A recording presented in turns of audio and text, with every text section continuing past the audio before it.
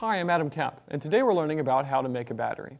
In this clip, we're going to take an ordinary household potato and turn it into a voltage source powerful enough to drive an LED. To start off, you need to get a regular household potato and cut it in half. Because a household potato is relatively large, we don't need the whole thing, and we can use the two halves to make two voltage sources. So if you go ahead and cut your potato in half, you'll start to notice that they're relatively juicy. And I don't think potatoes are known for their juices, but that's exactly what is going to act as the electrolyte we need in order to produce that electron flow between our anode and our cathode. And with a potato, that electrolyte consists of phosphoric acid. In order to produce the anode for our battery, we're going to need a nice shiny penny. And if you can't find a shiny penny, if you take some of the steel wool and gently rub back and forth on the penny, it's going to remove a lot of the oxidation that's going to inhibit producing a nice cathode for a battery. Now, if you take your knife that you used to cut the potato apart and make an incision in one side of the battery, you take your penny and gently insert it into the battery so far that you've got just a little bit of that piece of that penny sticking out. Now, the further you get the penny into the potato, the more contact that the copper has with the phosphoric acid inside of the battery. Next, you're going to produce the cathode by taking the galvanized steel nail and driving it into the other side of the potato. At this point, it's very important that the cathode doesn't touch the anode. If the two touch together, you're not going to produce an electric circuit and the battery won't work. Now, if we take our multimeter and move our range selector to the 2 volts range, we'll see that we've got a red and a black lead on our multimeter. This indicates which go to the anode and the cathode. If we attach the black one to the cathode and the red one to the anode, we'll see that we're producing a good bit of voltage. And in this case, we're producing about 0.58 volts. If you drive that zinc a little bit further in, make sure your penny's in there, you should be able to get a little bit more voltage out of it. And we got about 0.2 volts more out of this potato battery. If we think back to when we were illuminating an LED, we're going to need 1.5 volts and about 10 milliamps of current. And in order to do that with a battery that's producing anywhere between 0.5 and 0.75 volts, we're going to need a lot more potatoes. Here we have 6 half potato batteries that I'm going to orient in both series and in parallel in order to get enough voltage and current to drive an LED. If we take our multimeter, we can measure the voltages coming out of each battery, and if we put the red on the anode and the black on the cathode, we'll see that we're getting about 0.63, about 0.58 volts, about 0.65 volts, about 0.63 volts, about 0.62 volts, and 0.9 volts. That's my good battery.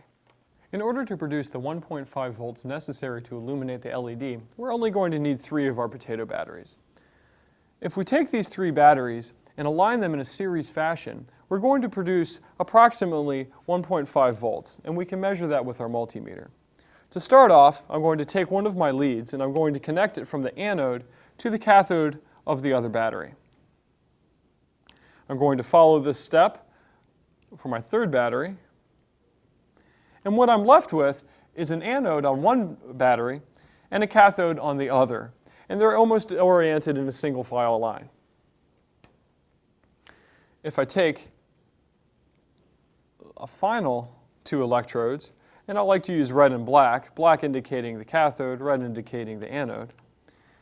And what I'm left with is 2 leads proper to connect to an LED. Now I can take my multimeter and measure to make sure that I'm achieving the required voltage. And if we see on the multimeter, we're getting about 1.67 volts, which should be proper in order to illuminate the LED. If you look at an LED has an indication that tells you which side is the anode and which is the cathode. Normally, if it's a brand new LED, one leg will be slightly longer than the other leg. The longer leg indicates the anode, while the shorter leg indicates the cathode. On most LEDs, there's also a flat side that looks like a minus sign that indicates the cathode. If we connect our leads now to our LED, I can see that it's illuminating very dim, but it is illuminating nonetheless. If I show the camera, you probably won't see anything. If we want to make it brighter, we've got 3 extra potato batteries that we can align in parallel with these 3 batteries in series that will give us the required current to make the LED brighter. In order to do that, I'm going to separate these batteries from their series fashion.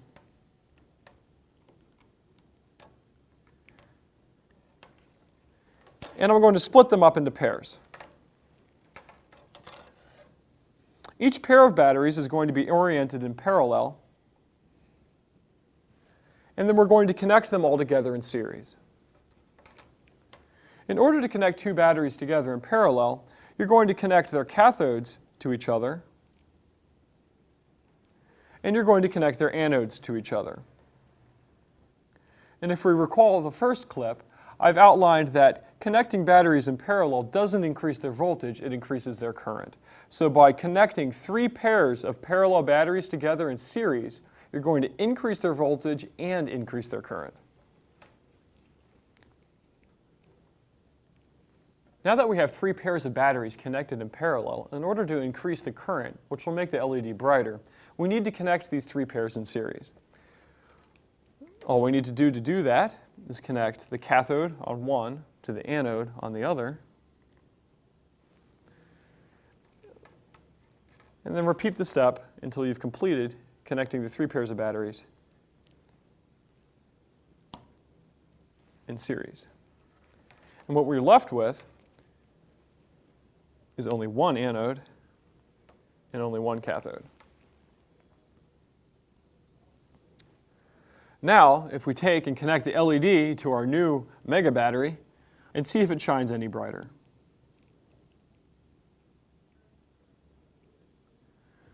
And what I'll do is I'll flash the LED on and off to see if the camera can see it. And as you see, the LED is shining a lot brighter than it would have if we only had 3 batteries in series. So we've increased the voltage by putting the batteries in series and increased the current at the same time by putting them in parallel. Coming up in the next clip is an overview of how to make a lemon battery. To watch the other segments in this video series or for how-to videos on almost any other topic, visit monkeyseed.com.